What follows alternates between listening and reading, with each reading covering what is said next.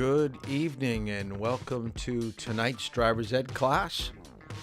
This is the last and final class of this week. Tonight we'll be talking about knowing your vehicle. We'll talk a little bit about the instrument panel and the different devices inside the vehicle to make you a better and safer driver. We'll also finish up on the last part of the HTS that we was not capable of finishing up last night. So we'll wait for people to sign in. Remember to get off the phone. Remember attendance through the phone. Sign in. Let me know that you're here.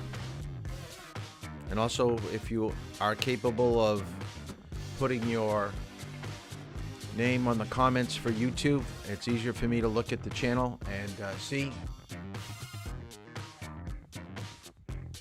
that you're here.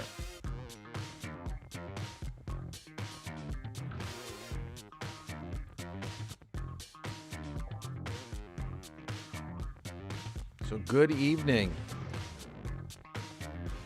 I imagine when Thursday and Friday run around or come around, you're basically just about, done for the week with school. It's hard to keep your concentration and keep focused. So let's try to do the best that we can to stay online tonight and get through this information, because I really believe that what you will learn tonight will hopefully make you a better driver and understanding about the operation of your vehicle, or I should say probably a better driver of the driver's ed vehicle, because you're going to be driving the Toyota Camry that I have for your driving. So we're almost to the point. No, we're not. Man, I thought we were getting a lot of people here.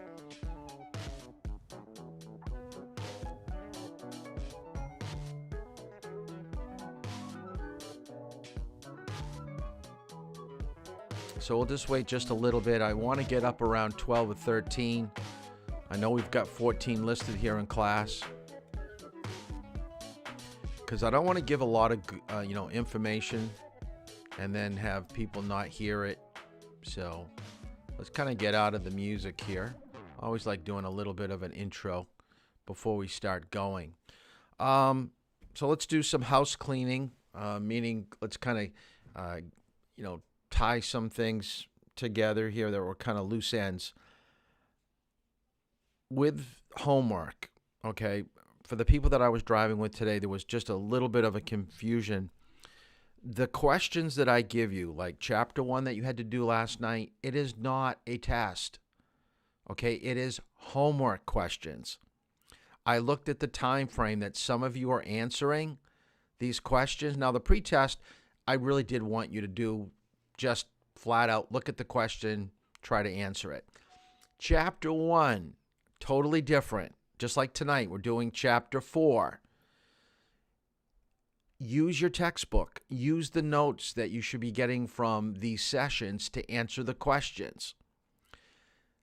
Anytime there's a short answer with this, if you misspell the word, or if it's a different word, but it basically means the same thing, it's going to indicate that you got it wrong. But in reality, you have it right. So don't bug out and get all frantic about getting a low test score or a low score. There are basically 2 scores that I'm looking for. I'm looking for your midterm. I'm looking for your final, okay, what you get for a score, because that's showing me what you know. But worksheets, chapter 1 last night, chapter 4 tonight, I'm not really looking at what you get for a score. It has no bearing. The only thing that I'm looking for is that you're putting the time. I'm more concerned about how much time it took you to take it, to be honest with you, and the effort that you're using to do your homework. So you have to have your homework completed in order to take the final and to get your paperwork. So if you do not do your worksheets and your homework, you're getting your certificate will be delayed. All right? And I want you to try to get it done in a timely manner. If you want to review any of these scores, I'll have to take a look at the testing site. I thought they gave you an option, at the end that you could click on a link and go back in and take a look and see what you got wrong. I think it should have graded it for you. But I'll have to take a closer look at that because I'm not quite sure specifically. I know I can go in and see what you got wrong, which questions. On the pretest, same thing. Don't worry about the test score. I did want you to do it without any notes. But the last part of it was more of an opinion or a survey type of question. And I had to set it up that way in this format. And I had to just give, A, B, C, D. There really wasn't a right or wrong answer, but I had to say it was right or wrong. So that, of course, that's going to bring down what your test score is. So that takes care of the homework, hopefully. Now, tonight we're going to do things a little bit different. There is a section in tonight's class where I want you to take a blank piece of paper and I want you to try to fill in. We're going to do a worksheet with the instrument panel to see what you know about warning lights and what they mean. So we're going to do that during class rather than after class. And I also want to talk about, and I just got a text from somebody. I'm not going to call in the question. I'm going to see if he's here. I'm going to take a look at my phone here for a minute. I'm going to see, yeah, he's here. We are in the midst of remote learning, and the reason why we're remote learning is because we have COVID, and COVID is a big problem. I hope that you know, if you haven't seen me clean the driver's ed vehicle, I clean it before every single student gets in. So before you get into the car, I have wiped down everything that I believe that you will touch. All right, so I'm hopefully trying to minimize any type of exposure. Now, I don't go many places. I go to the grocery store, I go to the gas station. I don't go to church anymore. I very rarely see my parents because they're elderly. I don't want them to catch it. I do go to the grocery store, I said. So I'm minimizing my contact. And I know that you're involved in sports, you're involved in school, so you're going to have contact. So I was notified tonight from someone in class that apparently there's been, they're doing tracing.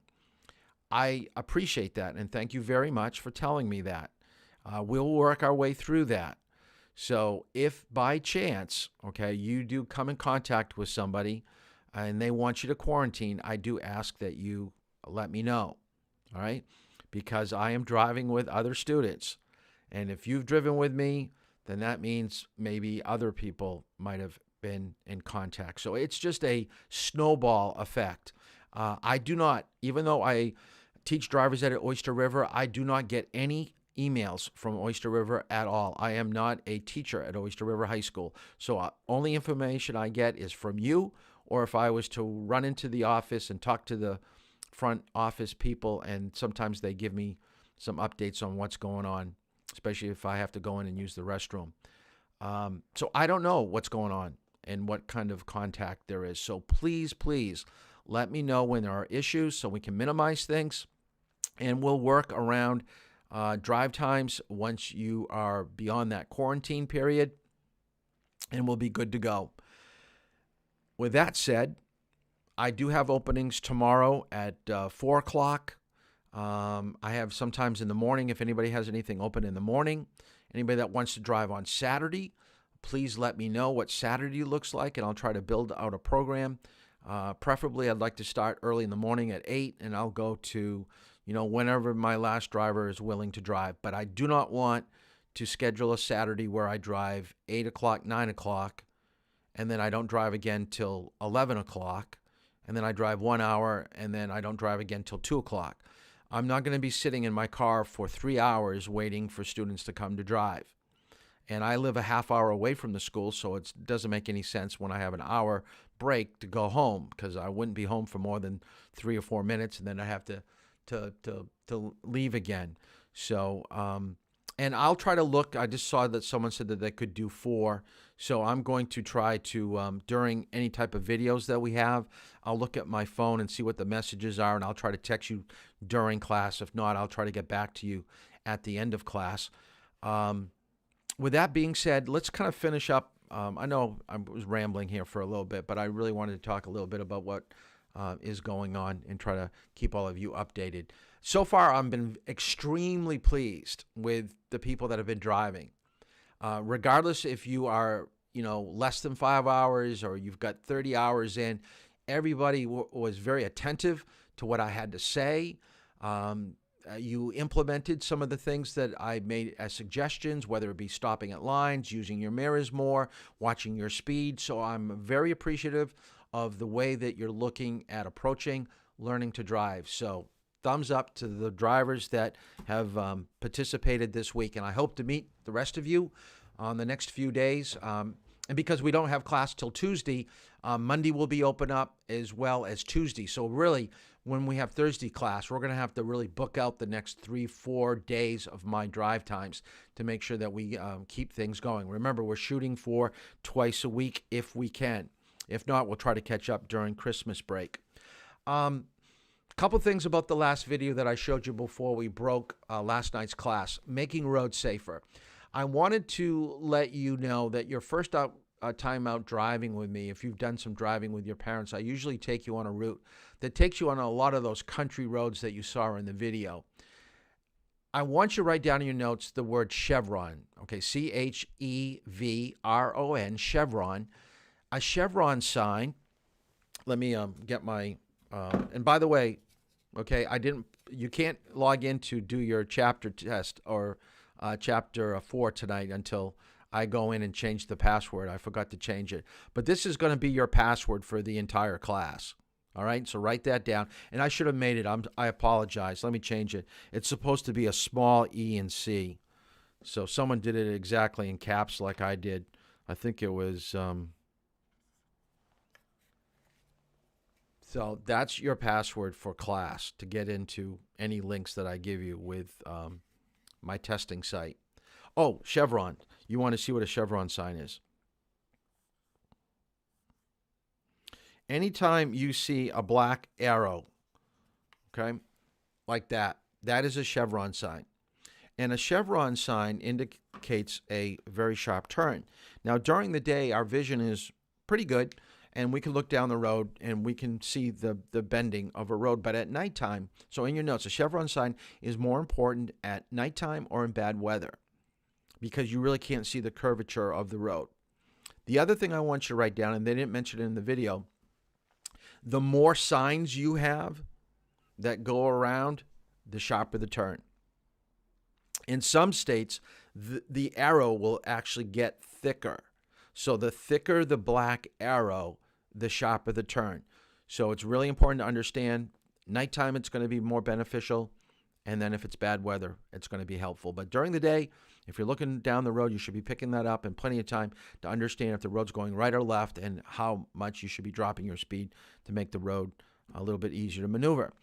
The other thing in the video that I want you to be aware of, and I think you're going to notice this a little bit more now that you're driving, is that some roads are very dangerous, that once you leave the main paved portion of the road and you get to what we call a soft shoulder or a drop-off, because you have uneven balance and traction of your tires, the car is going to react adversely.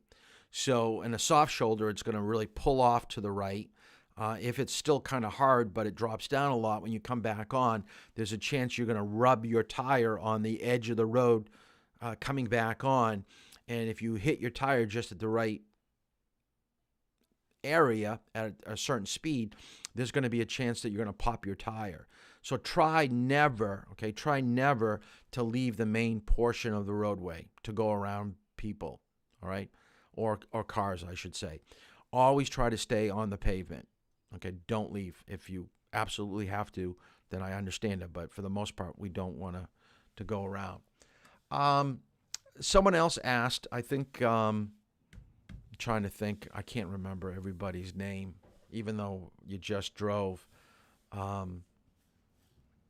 someone said, how much of the statistics do I need to know in my reading or percentages? Very little. Okay, let me explain something about percentages and statistics. what they're trying to do is to show you trends and to try to cement your belief system on what is right and what is wrong. So when it comes to injuries, death, what they're trying to show you, the severity of what we're talking about, to basically instill to you is that I don't want to be part of that statistic, so I better do certain things in order for it not to happen. I am not going to test you on all the percentages, like 1 out of 89, 220,000 people were injured. No, I'm not going to test you. Now, a lot of the chapter test questions were already made up, and I just put them into the testing site because I figured it would be a good review of what they basically did for the textbook, and it's information that I thought that would be useful. And plus, it shows me whether you've taking your time to read the information. So, but don't get tied up on my midterm or my final on statistics. They're just not going to happen. The reason why I say that is because that's what we're opening up tonight's class with is statistics. So these are just some facts, and I'll let you know they're not current, meaning they're not within the last 2 or 3 years. These are probably closer to like 7 or 8 years ago. That's one thing about statistics. They're constantly changing. When you have more test individuals, you do more surveys, everything's going to change. So take everything with a grain of salt and try to see what it's trying to convey to you. So in this case, in this PowerPoint slide, it is supposed to show you that driving is dangerous. You may think you're getting good at driving and nothing is ever going to happen to you behind the wheel. And I hope and pray it never does. But there's always a chance that something bad is going to happen. So part of what we're going to be covering tonight about using controls in the vehicle and looking at our instrument panel and seeing what we have and if it's working correctly will hopefully make you a safer driver. So bad things won't happen to you out on the roadway. But basically what they say is 1 out of 9, there's a chance that you're going to have a crash within your first year of driving. Okay, it's pretty high. It's like, 13%. Okay? In a given year, your chance of suffering a disabling injury is 1 in 83. Still pretty high. Motor vehicle crashes kill about 38% of all people between the ages of 15 and 20, and more than 57% of all fatal crashes involve one vehicle. I always like telling you stories, and I am always going to be truthful with you when it comes to what I'm saying. And I know some of you already mentioned that you don't like the blood and guts, and you don't like the topic of death in a vehicle. And I please let me know that, and I'm going to be very careful what I show you. I already know that one video at the end of class that I have shown, I probably will not show to you. I will try to be sensitive in what we talk about. But I did want to share something tonight that just came to my attention from a student that I had in driver's ed probably 18 years ago. And I told you I've been doing this a long time, 35 years. So I was just notified of a student that I had on Friday evening in Seabrook. She was by herself. She was with her dog, and she tried to come around a corner, and she wasn't able to maintain her position in her lane. It's still under investigation, so it's a single vehicle crash, just what we're talking about right now. She wasn't able to control her vehicle, and she went off the edge of the road, and she got thrown from the vehicle. And they tried to revive her, and they weren't able to. So it was very sad for me to hear that because she was way too young. She was only 35. And the other thing that always tugs at me, even though it's been, if she's 35, that was, roughly 14, 15 years ago, she took driver's ed, is that I'm giving you all this information of how to be a good driver. I don't know if she was speeding. I don't know if there was, I doubt if there was alcohol and drugs involved, knowing her. but probably speed. And she didn't have her seatbelt on. You can't be thrown from a vehicle if you're in your seatbelt. So that was troubling to me, as why was she in that situation where that would happen? So don't ever think it can't happen to you, because it can. It can. So we have to do everything that we possibly can to make sure that every time we get behind the wheel of a car that we're going to be safe. Now, it may seem kind of monotonous to hear all these things, but we've got to put these things in practice. All right, let's do something a little bit fun. The video that we saw about making roads safe is that engineers are out there to make us, and by the way, the fatality rate is going down. It's not only because of the engineers making roads safer, but the cars are much safer with airbags all over. You've got them for passengers, you've got them on the side, you've got them on the top of the ceiling on SUVs now. So you basically get encompassed in this like pillow when you have a crash. But sometimes people make mistakes. And if you take a look at this picture, what could be different? So the question is, why in the world would a highway engineer or a electric company work person allow a telephone pole to be 2 feet off the edge of the curb into the road? Can you imagine, if you're unfamiliar with this area and you're coming down the hill, let's say it's foggy or it's nighttime, what's the chances you're going to see that? And all they've got is that one little tile, reflective tile, about 4 or 5 feet up the top of that telephone pole. I will tell you, I would have wrapped that thing in the brightest color, reflective material. But the question begs, why did they keep the telephone pole there? There's a telephone pole just to the right of it. Why not just stretch the lines and put it there?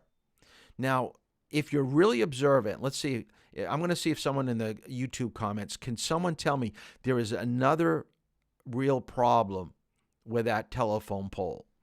Let's see if someone can figure it out. There's something else in this picture that needs to change. Let's see if someone can put it up here in the comments. So I'm going to wait just a moment for someone to answer that question, and I'm going to take a drink of my sparkling seltzer water here.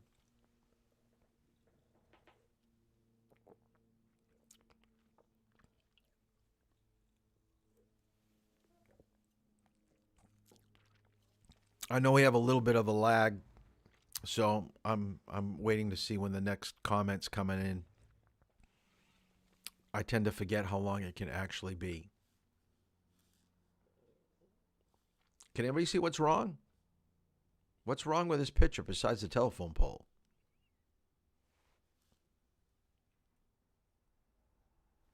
You could do it either on YouTube or do it by text message. That way I can see the comments.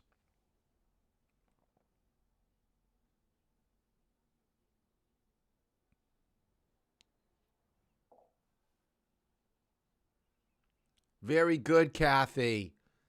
Very good. Street sign on the pole, too. Yeah, it's way too high. I never thought of that. I have seen this picture. I've been using this picture all year, and I never thought about the street sign. It's extremely high. It's the highest I've ever seen, and I never picked that up. Very good. See? People see different things, but it's the wire that's going. Very good, Sarah. Exactly. How many of you have ridden your bicycle on a sidewalk? Can you imagine if you're riding your bicycle? You're going to get decapitated. You're going to get knocked right off your bike. So that is extremely dangerous, not only for a car, but for a bicyclist. Here's the picture from across the road. Look how far away it is. And look at the sign is behind the pole. And by the way, they have taken that down. They don't have that there any longer. Oh, let me go back. Let me bring up this picture. Put this in. Okay. What I want you to do, so write this down. This is going to be part of your homework for tonight. I didn't put it on the Facebook page, so I just want to kind of verbalize it so you'll know what I want you to do. This is a picture out in front of my house. I live in Rochester, so I went to Google Earth. So write that down. Google Earth is where I want you to go. And I want you to find a place that you have either driven or you've been a passenger. So you're going to have to know the town. You may have to know the street name or just the area. You may have to use your mouse to kind of, search around and try to find it where there's a road that's dangerous. So I wanted to explain this picture. So my house is in that picture. I'm not going to tell you which one it is, but it's in that picture. But if you take a look at the roadway, and if you look off to the right of the picture where the road is, if you are heading from the right side of the picture, going left, and where that little circle area is. So if you're going from the right to the left up to that circle to make a left-hand turn, it's extremely difficult. And you can see a car near a crosswalk at the top of the page. It is very difficult because of those parked cars. There are 3 parked cars just up at the top of that circle that's preventing you when you're on that street to see that car. You could not see that car if you're coming from the right side in this picture. And I have to go up and make a left-hand turn at that little circle area to get to my house. And a lot of times you don't see that car to the last second. Extremely dangerous. Extremely dangerous. So part of your homework, I want you to find an area that is dangerous, and I want you to write where the location is. You may even take a picture like this and just take a picture of it and then find a way to make a note on it and explain it like I just did. What makes it dangerous and how can they make it better? Or how can they solve the problem? So let me give you the example here. I told you it's tough to make a left-hand turn. So what I would do, I'd either make this a blinking light, which is, not the best, but at least it would be better, or you can make it an actual traffic light. Or what you could do is take away the parking spots where those 3 cars are, so you're going to have better vision of where that car from the top of the picture is coming. Let me give you one other example, and most of you want to use this one probably. Here's another one. This is actually in Madbury. So let me get out of this one. So this is in Madbury, and if you take a look, and most what we call T intersections can be dangerous. So if you go from the bottom of the page, and there's a road that goes it's over near the bottom third of the page on the right, and I believe that's Madbury Road. And what you're doing is you're coming up to 155. I don't know if you can see my cursor or not. Probably not. Let's see if I go into this. No, it's unlocked.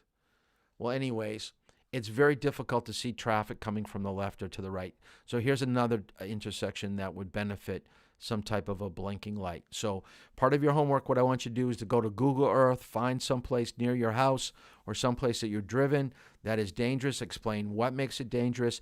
It could be it needs a traffic light, it may need a lower speed, it may need a guardrail, it may need a wider road, but I want you to try to explain how to make roads safer. And that's what we're looking for. And if people do not complain about what we have out there for roadways, we're never going to change. And by the way, one of the biggest changes that we saw in the Durham area is the speed tables. If you were to drive around Durham 10 years ago, there wasn't a single speed table in the whole town of Durham at all. So in the last 10 years, we've put down, I believe, from the last count that I had, I think we're up to 5.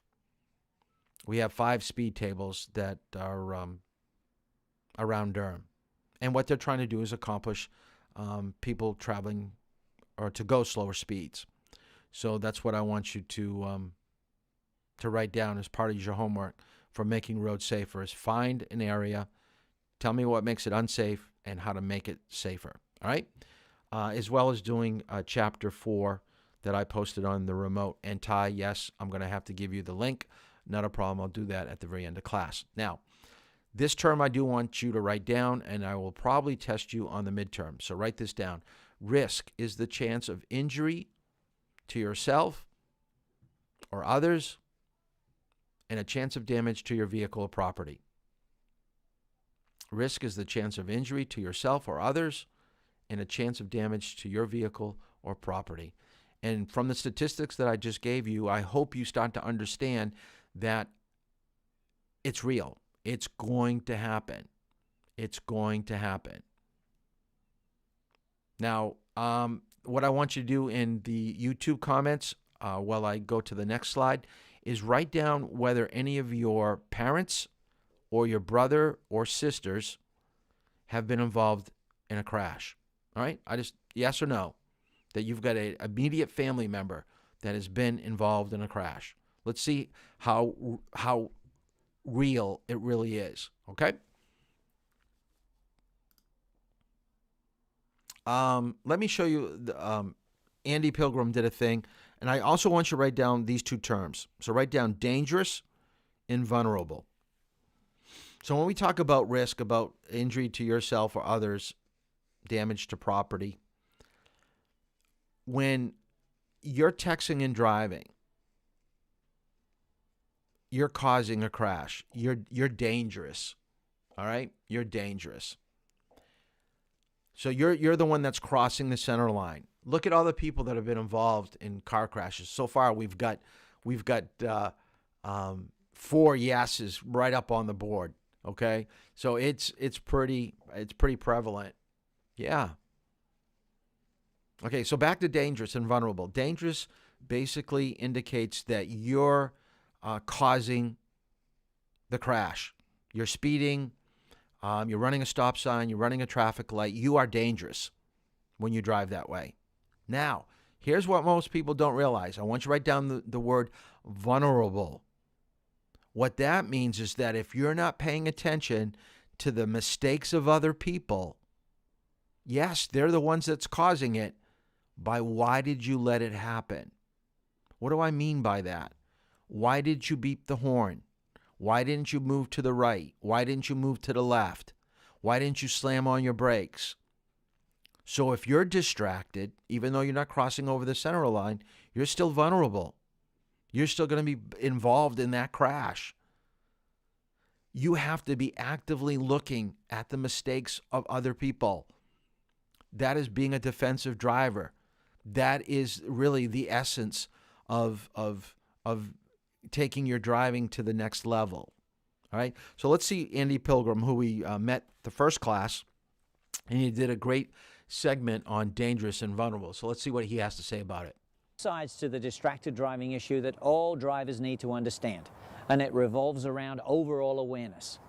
If your eyes or mind are away from driving for some distraction, then you are always either dangerous or vulnerable. Let me explain.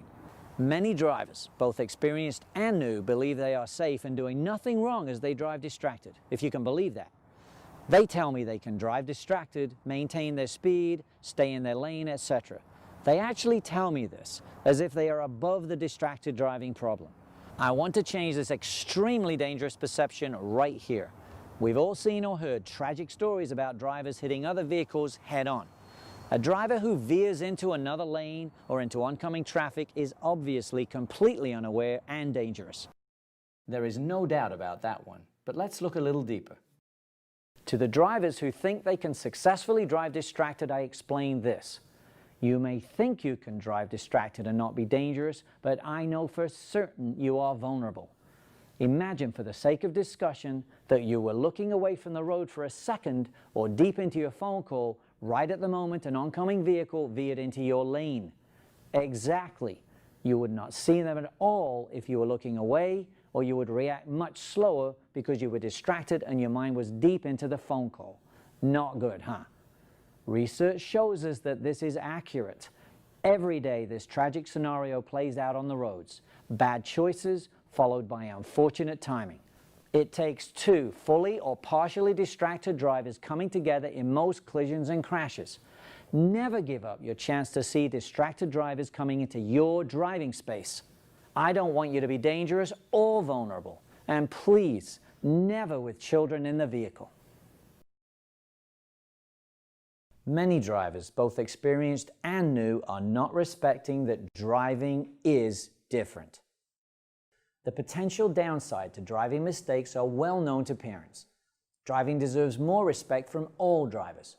The cost of avoidable mistakes by new drivers is mind-numbing. We are talking avoidable heartbreak and billions in medical expenses, legal costs, and property damage. There is a troubling trend I need parents to be aware of. Many teens are now waiting to take the driving test until they are 18 or 19 years of age. In most states, an 18 or 19-year-old can walk into a DMV and take their driving test with no driver training whatsoever. This information should clearly be a wake-up call to all parents. I definitely want to give a shout out to parents watching who take driving very seriously and never drive distracted, especially when there are children in the vehicle. The information and knowledge here has to be aimed at the majority of parents and adults who drive distracted every day. I made my second PSA truth to give non-distracted driving parents and adults respect, and to also shine another light on the extent of the distracted driving problem. I just never thought my kid was paying that much attention to my driving. Let's take a look at truth. I have 3 wonderful children. They've learned everything else from me. Why would driving be any different? Driving deserves respect. If something had happened to my kid because they had been driving with a distraction that I know in my heart they had learned from me, I would never forgive myself. It's not enough to tell them. With driving, you have to show them the right way.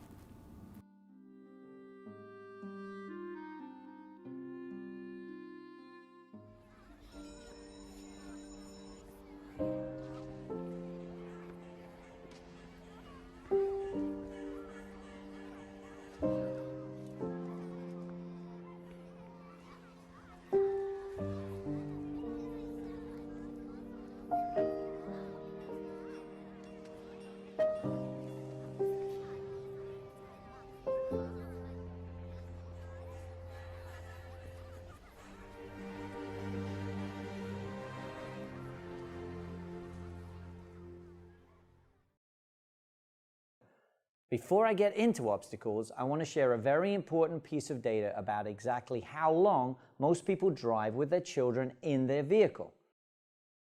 There are variables to consider, such as age of the children, do the children go to daycare or school, 1 and 2 parent homes, etc. But the average amount of time parents spend ferrying their children around is usually between 10 and 30 hours a month.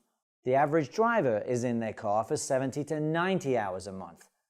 Please make sure you drive distraction-free at all times, but especially when your children are in the vehicle. So, let's check out the obstacles.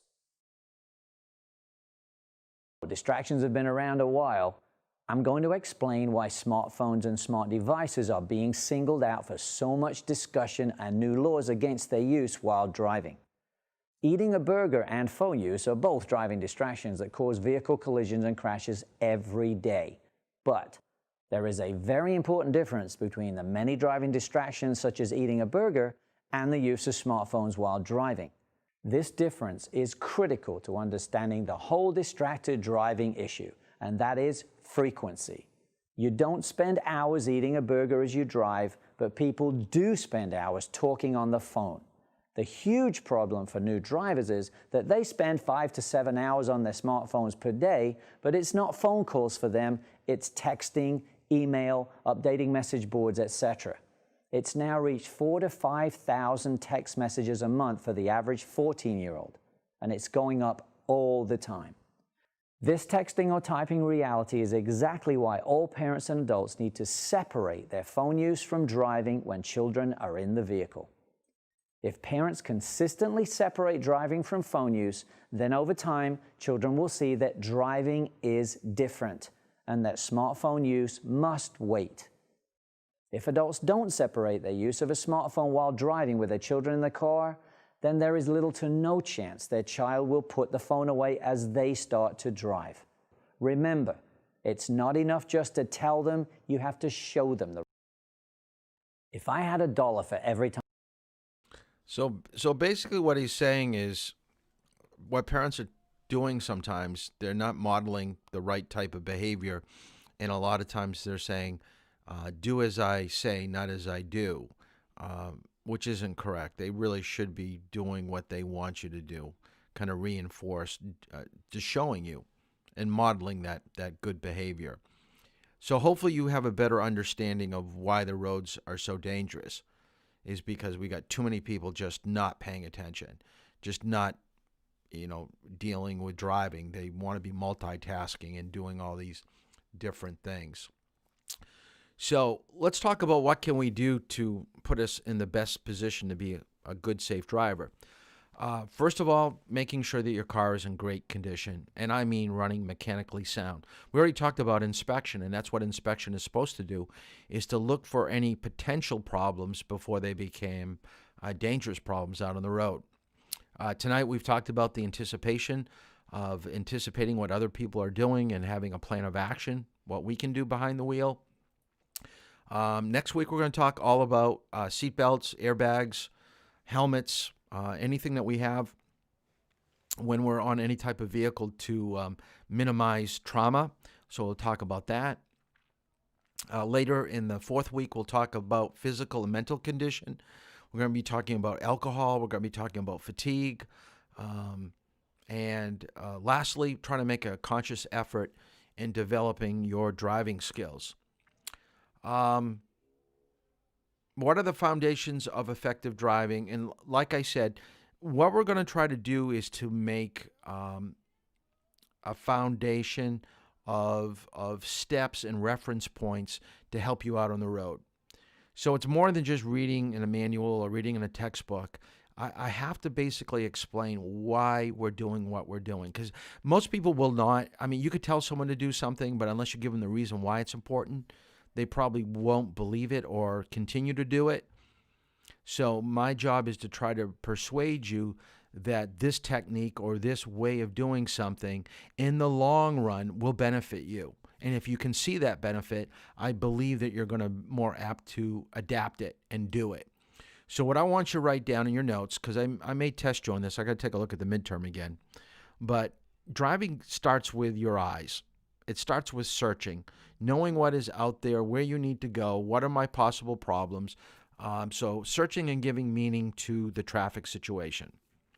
Second thing is understanding your options and your choices.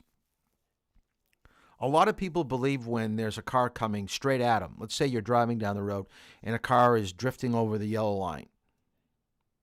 Some of you are going to react to that only one way, and it could be just hit the brakes, stay in your lane. All right, so you don't move left, you don't move right, you're just hitting the brakes and slowing down. Now, I'm not going to say that's the worst thing that you could do, but let me tell you, it's not the only thing that you can do. If someone crosses over the yellow line, to me, the first thing I'm doing, the minute I even sense that, I'm beeping my horn. By beeping my horn may make the person look up if they're looking down and get over to their lane. Now, while I'm beeping the horn, I'm doing what probably most students would do, and that's hitting the brake to slow down.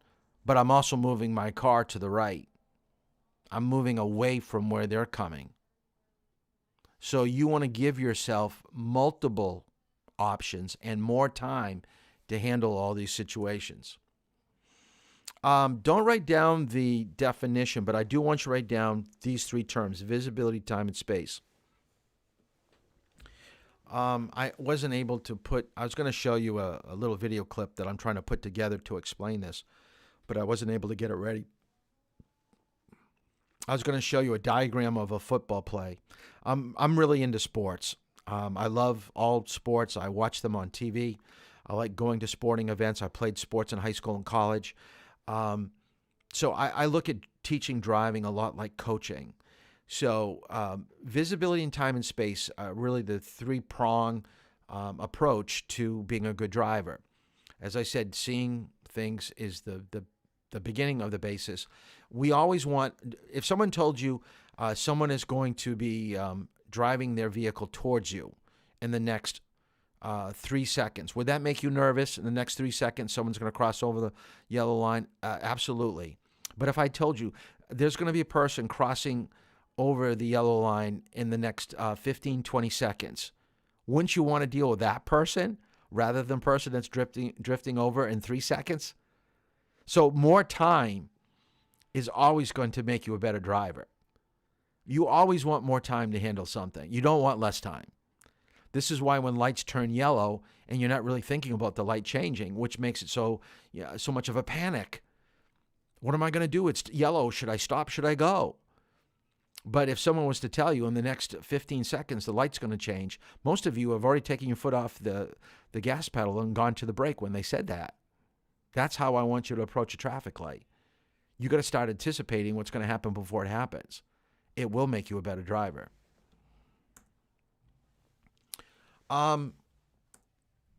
Let's talk about some of the driving errors that we see out on the roadway and how we're going to have to deal with them. One of them is people drifting into your lane.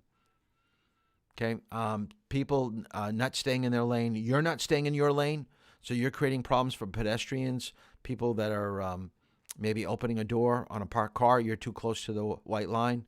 There could be a crash ready to happen. And by the way, I like the word crash better than the word accident.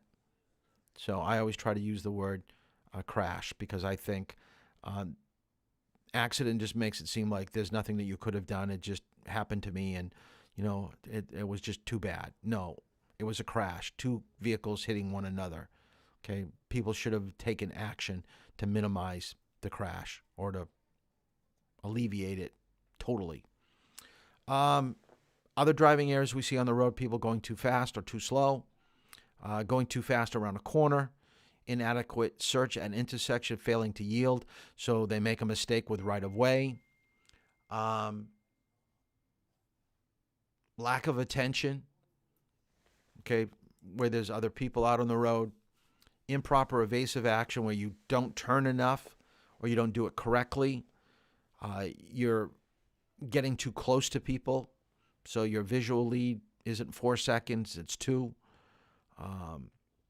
You don't see things happening on the side of the roadway, seeing animals, pedestrians approaching from the side, getting too close to people again, taking someone's right away when they should have gone first, you took it away from them, or you're a distracted driver causing problems for people out on the roadway. So these are all situations that you've got to be alert to and ready for. Okay, the next thing I wanted to really cover tonight is getting ready to drive. So this is going to be pretty much some note-taking that you're going to have to take, especially with some terminology, all right? So I'm going to give you some basic outline of how to approach every time you get in the car. Now, we're going to start off with, we're going to assume that you're already a licensed driver right now.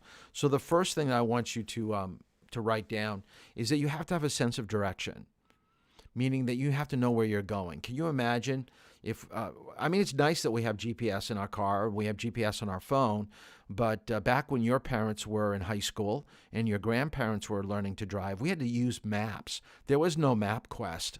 We had to actually read signs and look at a piece of paper and figure out which direction we're going, north, south, east, or west. But now we've got a friendly little voice telling us at the next intersection, take a right.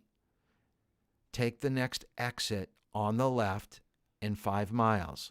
I mean, isn't that nice that someone's being our own, driving instructor now, telling us where to go and what to do? So it is helpful. But you should have a basic understanding of north, south, east, west. We talked about the HTS, the interstate system being made like a grid. You should start learning your route numbers. You grew up in this area, probably, the majority of you, but if I was to ask you right now, if I had you in class, I would, where's 155, where's 108, where's Route 4, where's Route 9, where's 95? Those are all 5 routes that are very close, and we're going to be driving on these routes. Every one of you will be driving with me on those 4 routes. At some point, we're going to be on those roads. But if I was to ask you right now to write down where they're located, you'd go, Mr. Zoll, I have no idea. Okay, you should know. You should know. I would almost bet that probably 80% of you have no clue What is the route number going into Dover? Let's see if someone can write it down. What's the route, okay? What's the route that, or two routes? I'll give you two choices you could do. What are the two choices to get from Durham to get into Dover? What's the route number? Let's see if someone can write it down. Do it on YouTube so we all can see it. Let's see. We're not going to try to make fun of anybody that puts the wrong answer, but we'll celebrate the person that gets it correct. Let's see who can figure it out, because I don't have it on the board. Second thing I want you to write down is have a basic idea of how you're feeling for the day. What do I mean by that? Life has its ups and downs.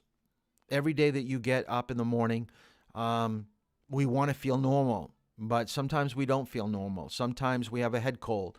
Curtis, Kathy, 2 right from the get-go. Good for you. 108 is the main road that we take to Dover. Look at you guys are smart. You're much better than some of my previous classes. This is good. And the other one, I'll give it to you if you haven't given it. It's 155, which I mentioned. Both run parallel. One's on one side of Durham, one's on the opposite side.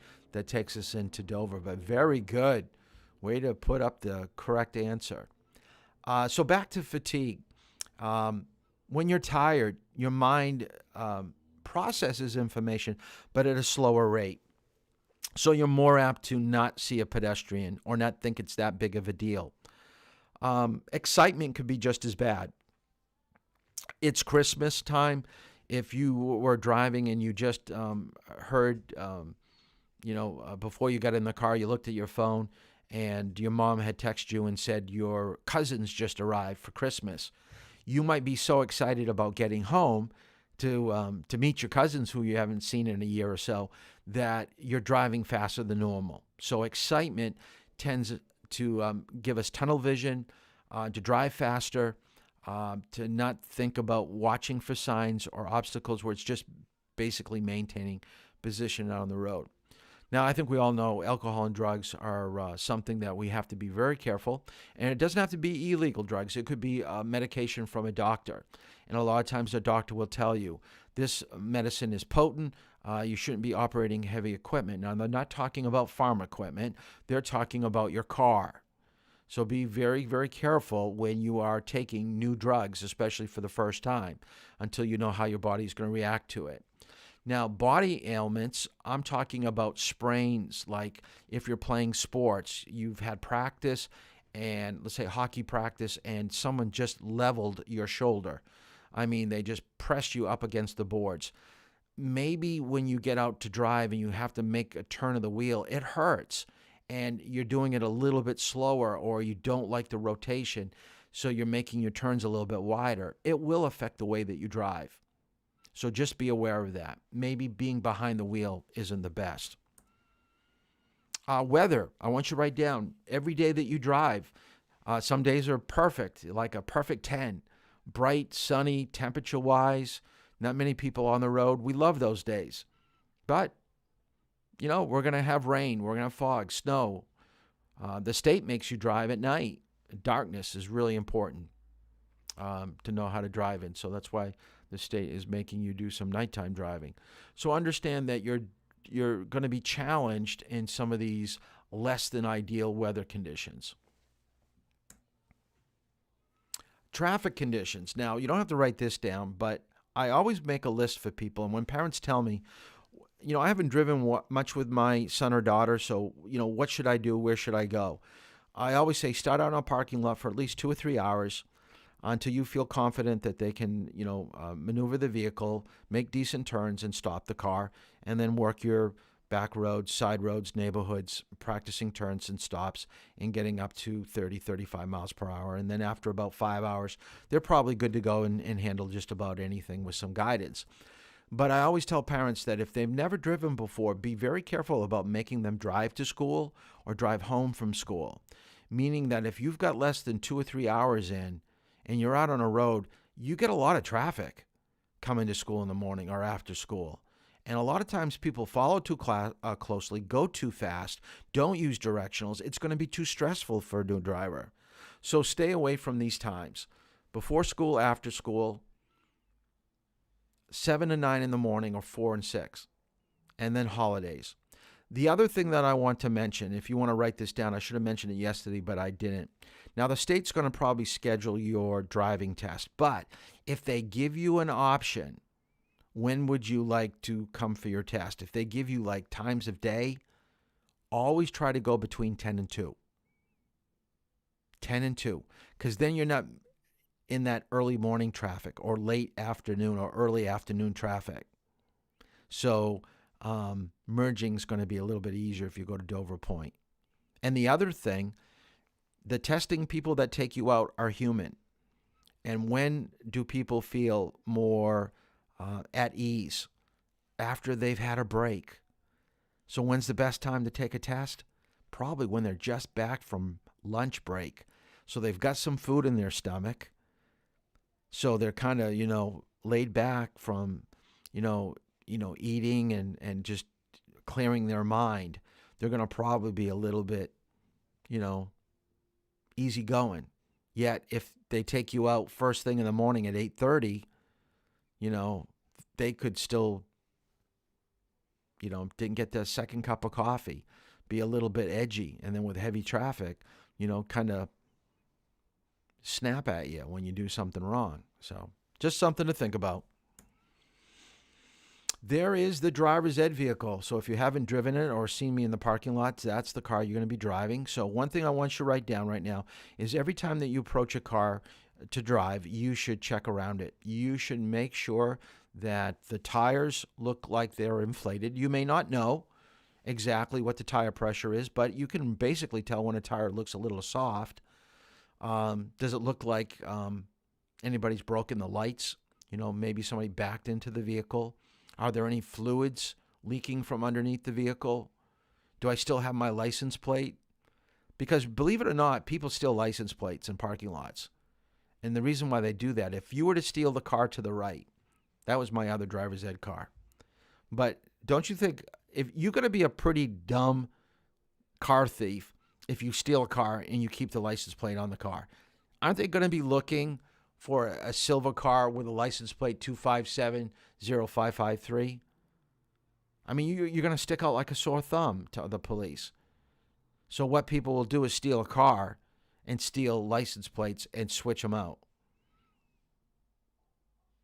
Okay, so it just looks like an ordinary vehicle. So they didn't take your car, but they may have taken your license plate.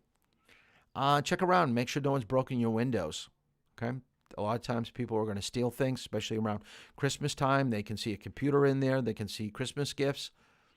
Okay, people will do some strange thing. And I want you to write down the word carjacking. Carjacking is taking a vehicle by force that is already running. Okay, so you're in the car. Now, write this down. Carjacking usually takes place at gas stations, traffic lights, and stop signs and parking lots. So whenever you're in the car, when it's running, so you're at an intersection, traffic light or a stop sign, your car's running, but you never lock the doors. So guess what they do? They jump in the back seat, or they jump in the front passenger seat right next to you. This is why you always, always lock your doors. The minute you get in a car. Now, I haven't made you do this. I do make you lock the door, but I don't make you do it first. It's because I know no one's going to get in the car in the school parking lot. But if I was in a different state, in a big city, the minute I get in the car, lock the door. I don't want anybody in it. Okay, and we'll talk another reason why to lock the door in a minute. But carjacking happens more frequently than you would tend to believe. And actually, it has happened here in New Hampshire. There was actually a case in Barrington at the Irving gas station, if you're familiar with that. Someone got carjacked at that gas station. So make sure you lock your doors. Let me show you. Here's a gas station one. Let me show you this little news clip. Oh, also check for animals and small children around a vehicle, because especially in the wintertime, or if they're home playing, a lot of times they go behind, the vehicle and you lose track of them. So, check around, hit the side of your car, scare the animal if it's in that little tire wheel well right there. But maybe Oh, here's the carjacking video. This noon, a developing story out of Kalamazoo County. One man is dead, another arrested for the shooting and carjacking. 24-hour News 8's Tony Tagliavia is working this story. He's on the phone right now with new information. Tony? Afternoon, Emily. Investigators tell us the victim has died. He's identified as a 47-year-old man from the Vicksburg area. Police say he was shot around 5:30 this morning at the Shell station in downtown Augusta when investigators say a man tried to take the car he was riding in. Police tell us the suspect then tried to take another car but failed and ran away. He ran on foot. Investigators caught up to him about a half-mile north of town. They were able to take him into custody. We talked with the Augusta police chief, who was among the law enforcement officers who took him into custody. He says he's glad they were able to take him in relatively soon after the shooting, but of course still sad to hear the news that the victim in this case has died. Police also caught the gun. That's something that they're thankful for, worried that kids in the area might have come across it. We don't know if the suspect in this case will appear in court today. We're going to stay in touch with investigators to try and learn more about that. Neighbors we talked to say they came into work near the Shell station, saw the police, and we're just very saddened to hear this news, but very pleased to hear the suspect has been caught and that gun was found as well.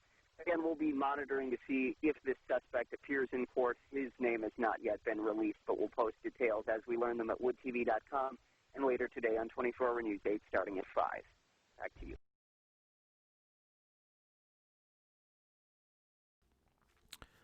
So one thing I want you to take away from that is that if someone is getting into your vehicle or trying to get into your vehicle, give it up. It's not worth it. It's a shame that a person lost their life because they were getting carjacked. And in the story, if you were listening, he tried to get one car and didn't take it, and he had to go to a different one. You know what the real reason why he couldn't take the first car? He looked inside. It was a manual transmission. He didn't know how to drive it. Can you imagine stealing a car you don't know how to drive? That'd be kind of funny, huh? Stalling as you try to get away.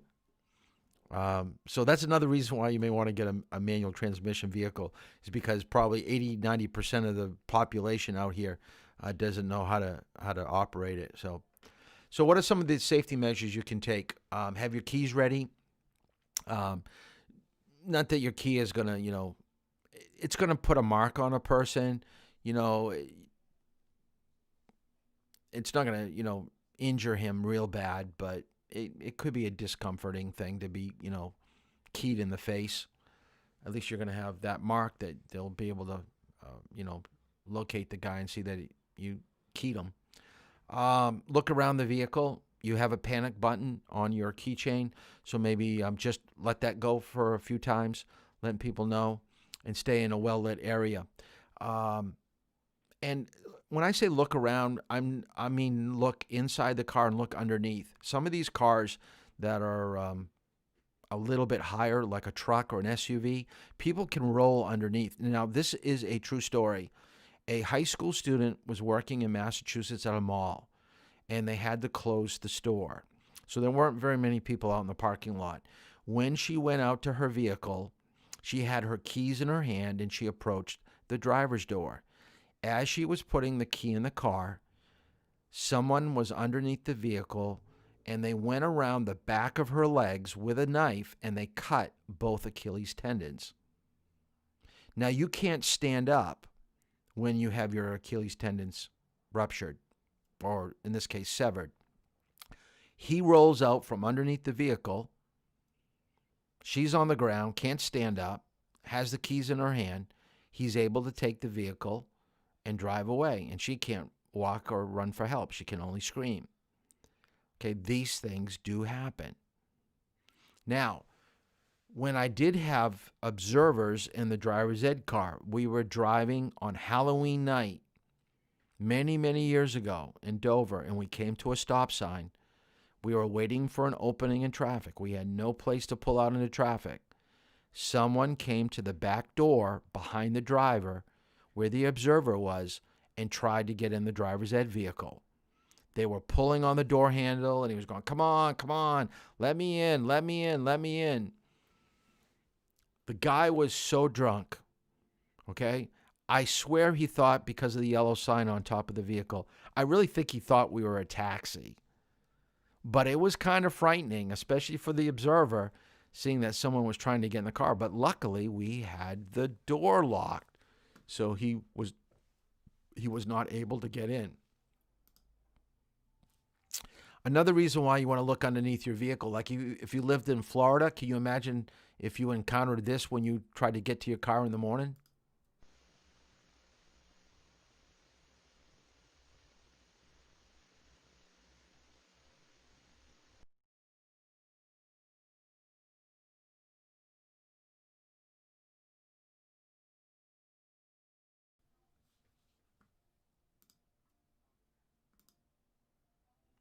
So first thing you do when you get into a vehicle is lock it. We've already talked about that. Second thing that you do is adjust the seat. You want to get the seat adjusted so you have a slight bend to your elbow.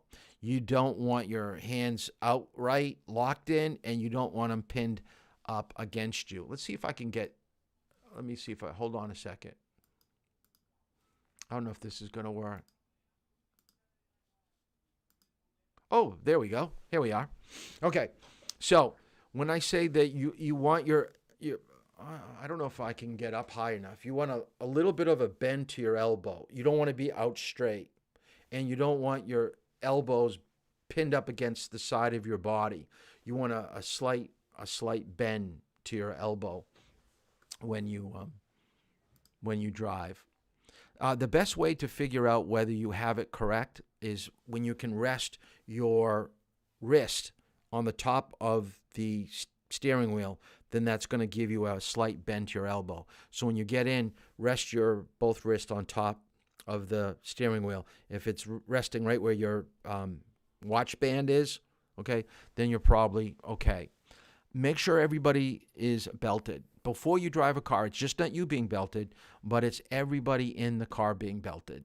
You want to make sure that there's nobody left behind, because it could be that one person that's not belted that if you're involved in a crash, he's going to get tossed around inside the vehicle. And we're going to see that next week, a video of someone that wasn't belted and he's moving around inside the car.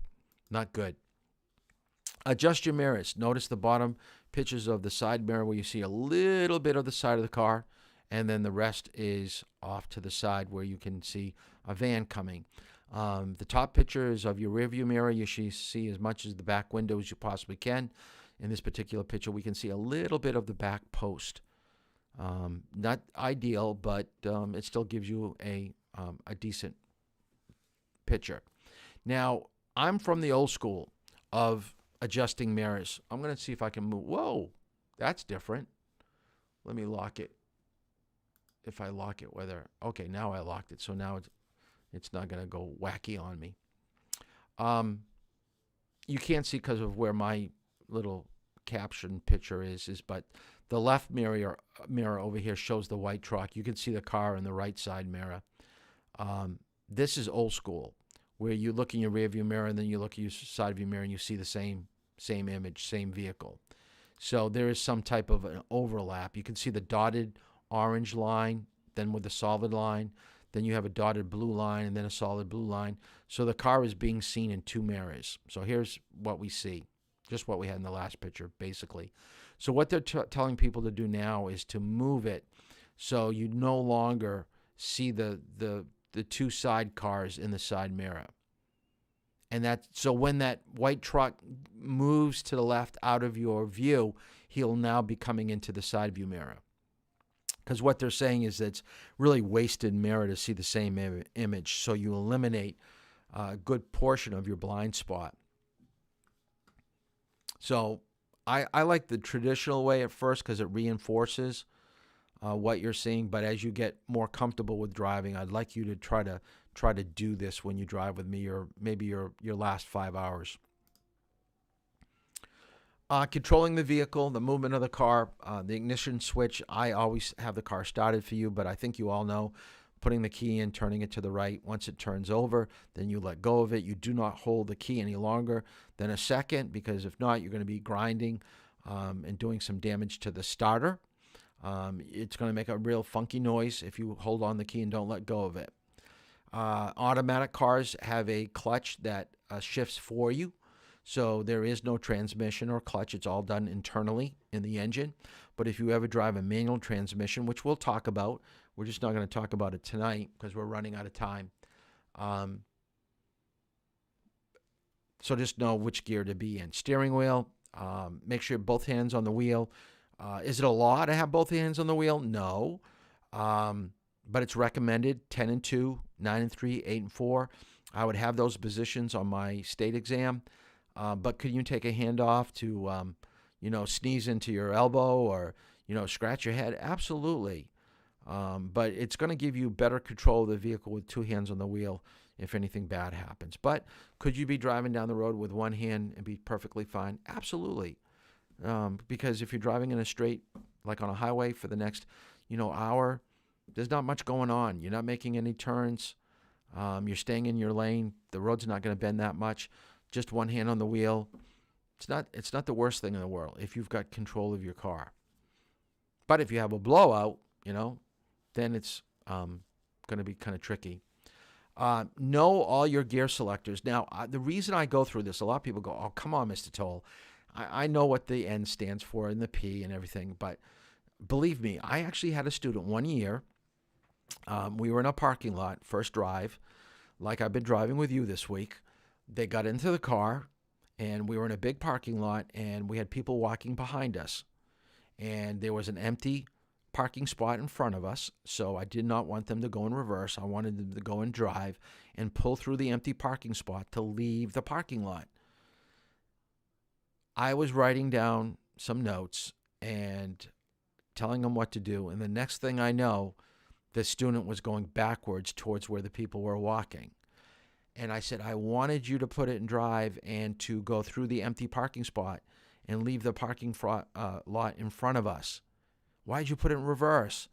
And they looked at me and they go, I thought R was for ride. Okay, they had no idea what these letters meant. R is not for ride. Okay, so let's make sure we know what these gears mean.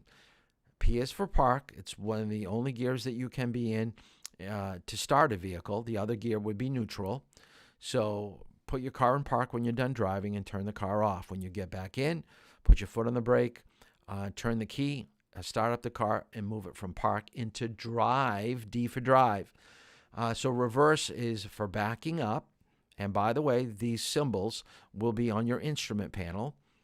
Neutral is another gear, as I said, that you can start a vehicle, but also know that when you ever have to get your car towed, it has to be in neutral. So make that a note, that neutral is for towing.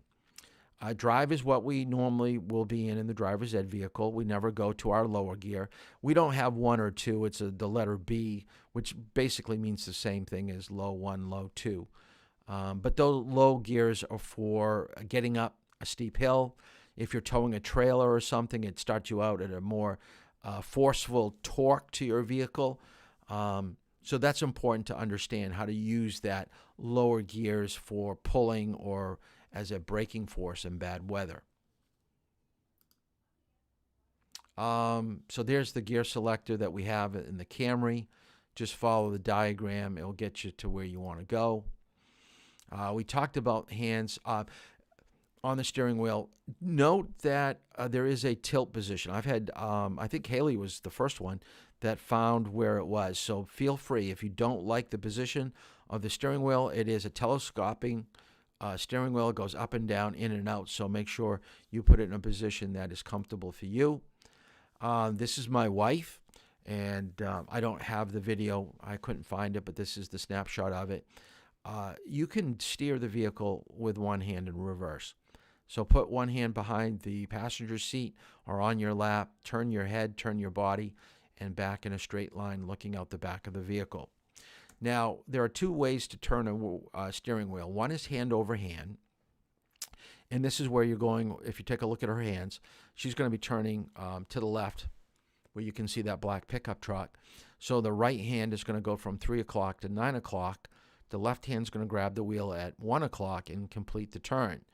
So it is like a pulling of a rope. It's turning from the top. So whether it's in one direction or the opposite direction. So And most of you have been doing good with your turns, but I've had a few of you that haven't had much experience with driving, and we're trying to work on that. And I would say for the most part, for those of you that start in a parking lot with me, it's going to be our one and only time in there. You did so well, I think I can move you to back road. So onward we go with our 10 hours of driving. So we're learning our steering, which is good. And then push-pull, I'm not a big fan of, and that's turning the wheel at about a 4 or 5 inch increments from the bottom and shuffling the wheel. That they want us to teach you this because of airbag deployment. So if you were to be hit from the front, if you're doing hand over hand, your hand is going to come back at you and hit you right in the head, break your nose, give you some bruises. So they're saying it's not the best way to steer. I don't tend to agree with that. I like hand over hand. I do push pull every once in a while, like for traffic circles or for parking. But if I'm driving downtown at speeds above 15 miles per hour, 90-degree turns, I'm doing hand over hand. Put your left foot over at the dead pedal. It's a piece of plastic. Have your right foot heel on the floor and pivot between the brake and the accelerator. That's going to give you easy pressure on the pedals to operate. And you never really want to get in the habit of using your left foot for the brake. It should always be your right foot. Is it illegal to brake with your left foot? No, it's not. So once again, this is a technique thing. This is where we're trying to learn something that's more beneficial. So there's the dead pedal. This is what it looks like in the driver's ed car. And right above that is your parking brake. That silver piping in the back there is where the brake's connected to my brake in the driver's ed car. All right, now for the definitions that I was talking to you about. First one is light acceleration. So that's when you take your foot off the brake and you go to the gas pedal and you push down on the pedal ever so slightly. I gave the example here as, imagine that you took a sponge and you put it in water, so it's fully submerged in water, and you put it on the floor, and you told someone, step on the sponge until you just see some water pushing out. So it's very, very gentle. It's almost like putting your foot on an egg, saying, someone, put your foot on the egg, but don't break the shell. So you're pushing a little bit of pressure, but you know if you go any bit harder, then you're going to break that shell. So it's used for smooth starts, and it's the beginning of turns from a stop position. So the first term is light acceleration. Second term, progressive acceleration. Progressive acceleration is a steady increase in pressure on the gas pedal. So once you go from light acceleration, now you're pushing on the pedal till you get to your desired speed, and then you're learning how to maintain. I will say that a good portion of you're still getting used to the driver's ed vehicle, for those that drove today, but you got to make sure you go the speed limit. Some of you are going a little bit too slow. I really want you pretty much spot on for the speed. Even though I said I'd give you a little bit below, a little bit above, but for the most part, I want you at the speed limit. All right? So don't go too slow. Cover brake. This is when you are hovering over the brake pedal when you think something is going to happen. This is when I can see, when I drive with you, who really have done a lot of driving with their parents, or their parents have really done a good job with them. I can always tell people that are picking up traffic light changes, pedestrians, bicycles, way up the road, because I can see that they're moving their feet and getting ready for what they think is going to happen.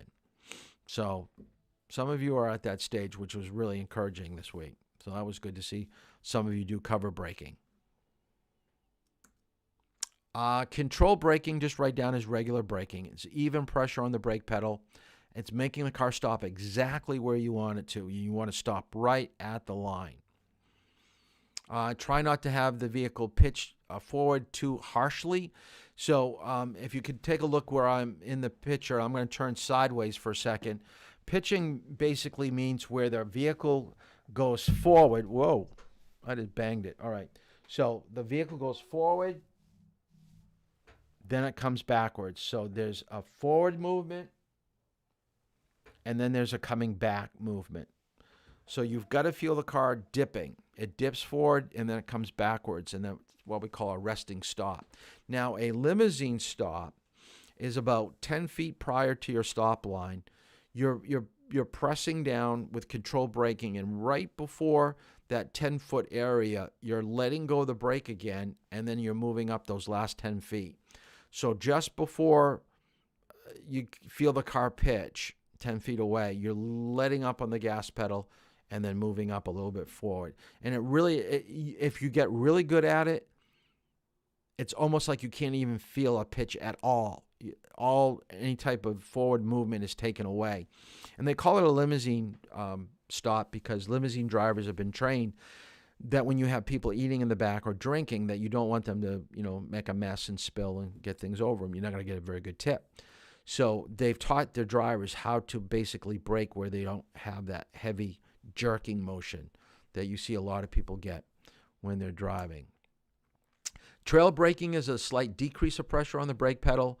You're going to use this in a limousine stop, as we just mentioned, backing up, inching forward, creeping at a walking pace like in heavy traffic, or just before a turn. So you do a lot of trail braking, especially in reverse, coming out of a parking space.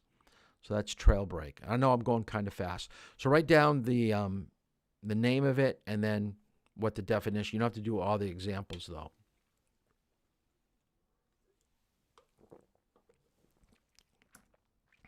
Threshold braking is maximum force, so we can call this emergency braking. You're doing this for anything that, like a bicyclist or a pedestrian coming out in front of you. So you're just hitting the brakes pretty hard.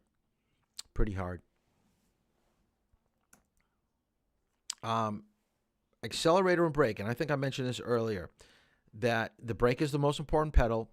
It keeps you away from where you don't want to go. Okay, that's important. When you are an experienced driver and you go from a different car to a different car to a different car, most people can adapt within 10 minutes. You really start to learn the pressure that's needed on the gas and the brake to make the car operate the way that you want it to. But it will take some time. If you're new at driving, it takes longer than 10 minutes. It could actually take you a couple drive times to get used to a new vehicle. All right. Remember this too. Both pedals can make the vehicle go faster or slower.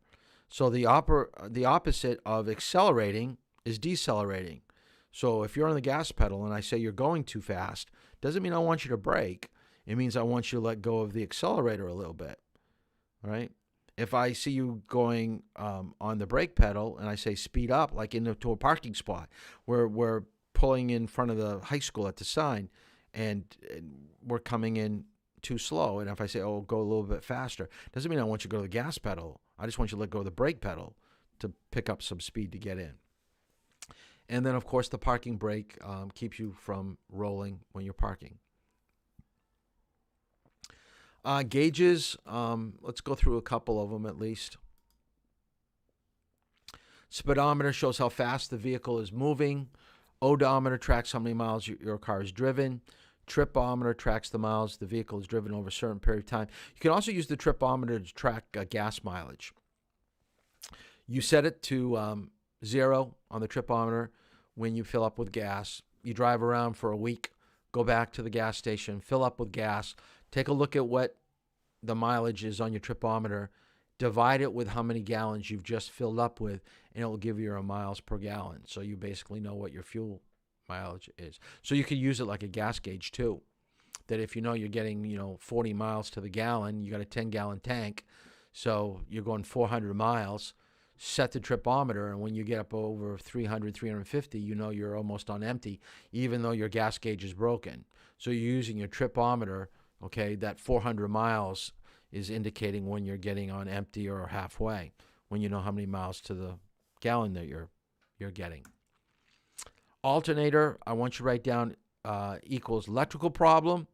So, and I'm going to show you this in a minute. This is going to be part of your homework. Temperature gauge tells you the engine is running too hot.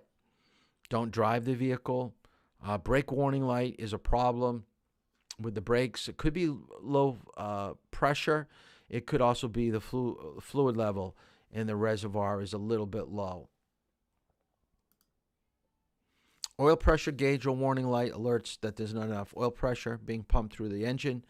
The engine's not lubricating, and basically you need oil.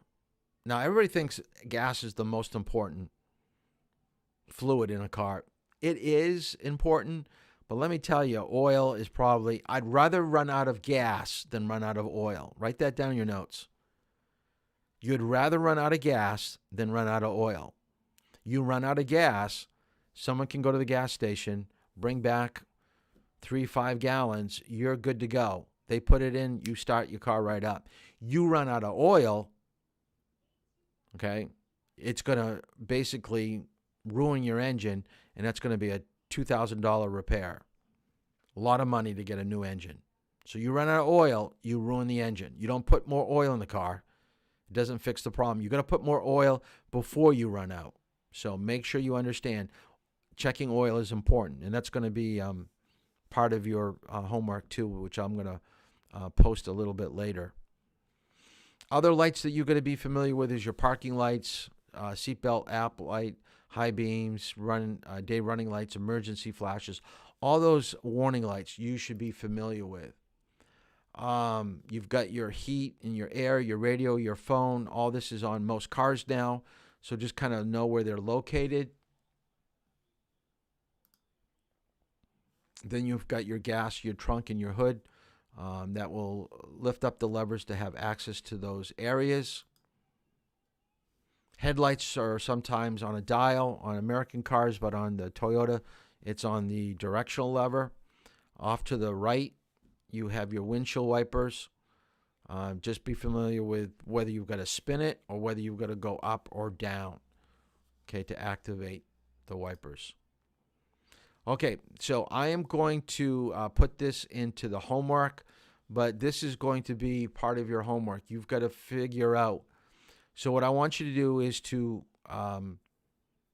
go to your car. You don't have to do this tonight. I want you to do chapter 4, the questions tonight, and you can do this over the weekend.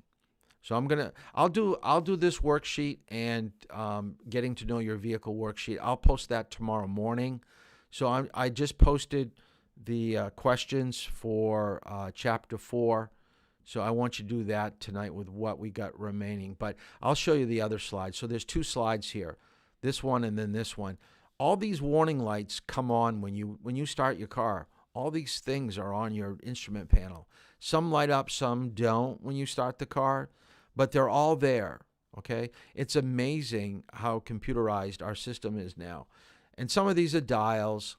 So I want you to do some research. So go to your car manual, which is in the glove compartment of the vehicle you're going to be driving.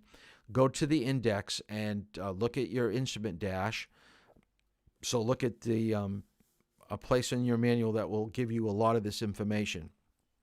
If not, like I said, it's a worksheet. Just go to Google it, and Google should help you figure out what these symbols mean. So I want you to do that. And I think, there's the answers right there. I don't want to show you the answers. We'll go over that on Tuesday. What I would like you to do is, like I said, chapter 4 tonight. Do the worksheets over the weekend. But I do want some of you to drive this weekend. So I know Michael I haven't driven with. I think Kathy's tomorrow. So let's see who else I've driven with. Megan, we haven't driven. Zane, if you want to drive again. So if anybody wants to drive on Saturday or Monday, Tuesday afternoon, please put that in the comments, or I'll have to text you to find out whether you can drive or not. But I want to fill up my next 4 or 5 driving days to start driving with you, because the weather is going to get bad in the middle of next week. So I don't know what driving is going to be like on Wednesday, because I think there's a chance of a snow shower. So let's try to get some driving in on Saturday. I think I have a 2 o'clock open tomorrow for anybody that wants it. Or if you have any time Friday morning, I can do it. If not, I got 9 o'clock, and try to drive early in the morning through early afternoon. We'll try to schedule those times. And then Tuesday, when you get out of school at 12:30, I'm pretty open on most of those days. So if you can drive those days, let me know, because I want to build my calendar. So that is it. First week under our belt. So next week we're going to focus on, let's take a look. So we're going to deal with seat belts on Tuesday. with helmets and airbags. Then we're going to get into vision, communication, and turning on Wednesday. Sign, signal, and payment markings on Thursday. So we're going to start getting into the meat and bones of driving next week.